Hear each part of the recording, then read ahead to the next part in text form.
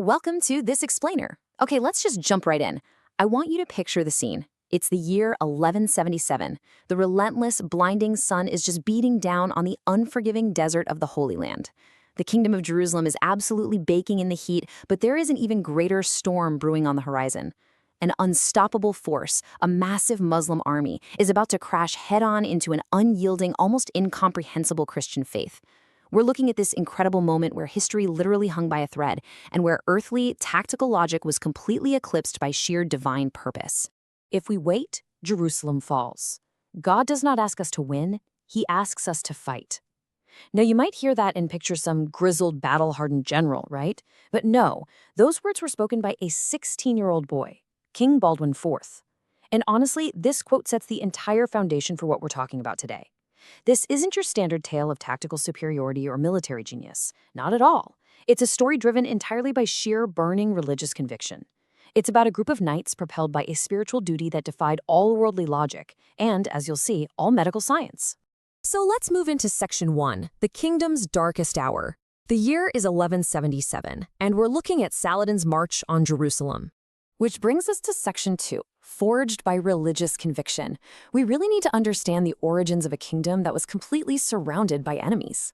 To really grasp what's at stake in this coming battle, we have to look at how this place was forged. Back in 1096, Pope Urban II called for a crusade. Knights packed up and left Europe knowing full well they'd likely never return. And they weren't doing this for gold or land. They were fighting for what they saw as the ultimate spiritual prize, the earthly sight of their salvation. By 1099, against all odds, Jerusalem miraculously fell to Christian forces. Now, for decades, this really fragile, faith-driven kingdom managed to survive, but mostly because its enemies were divided. Well, in 1174, that delicate balance shattered. Saladin, who was this incredibly charismatic leader and a total military genius, unified the fragmented Muslim world under a single banner. He gathered a staggering 30,000 warriors, and he had a crystal-clear goal: take the holy city back. Section 3. A leper and a sultan. This is the ultimate mismatch. The sheer disparity of what happens next is just staggering. On one side, you have Saladin commanding 30,000 men. This includes highly disciplined Mamluk cavalry and Syrian archers who could fire 20 arrows a minute. I mean, it was basically an unstoppable human tide. And standing against him, King Baldwin IV, a 16-year-old teenager whose body is literally decomposing from leprosy. He's commanding a meager, almost laughable force of just 500 knights. So the fate of the Holy Land is resting on the shoulders of a boy who, medically speaking, should have been confined to a deathbed. We really need to pause here for a second to understand what this disease meant in the 12th century. Leprosy wasn't just a bad illness. It was a physical and social death sentence. Victims were entirely cast out, forced into total isolation. The disease would slowly devour your flesh. You'd lose sensation in your limbs, develop severe ulcers, and suffer horrific facial deformities. And you know what the cruelest part was? The victim remained fully conscious the entire time. They were trapped inside a disintegrating body. Grasping that dark reality is absolutely crucial to understanding the unimaginable willpower it took for King Baldwin just to sit upright on his warhorse, let alone lead an army into direct combat. All right, Section 4, the choice at Ascalon. It literally came down to cold logic versus burning faith. So, Saladin had set up this brilliant trap. He invades from the south, quickly takes Gaza, and intentionally pins Baldwin down at the fortress of Ascalon. With the young king trapped inside, Saladin just lets his massive army fan out and freely loot the countryside. He figured the game was over. And inside the fortress, Baldwin's advisors are looking at the horrific math. 60 to 1. Just let that sink in. 60 enemies for every single Christian knight. Cold military logic dictated that they stay hidden behind the stone walls of Ascalon, wait for reinforcements, and basically do nothing. Because going out there, that was military suicide. But Baldwin wasn't operating on cold logic.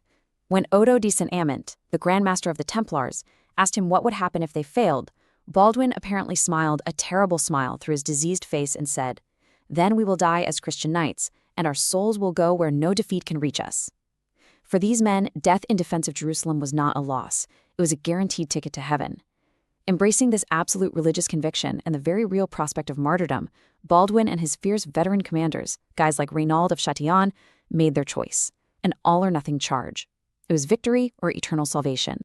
Which brings us to Section 5, the miracle of Montgisard, a charge into the impossible. It is the late afternoon of November 25th, 1177. Saladin's army is resting, eating, and celebrating a victory they think is already in the bag. Their horses are unsaddled, their weapons are just piled up next to their tents. But then, they hear it, a distant rumble, kind of like thunder rolling across the dry earth.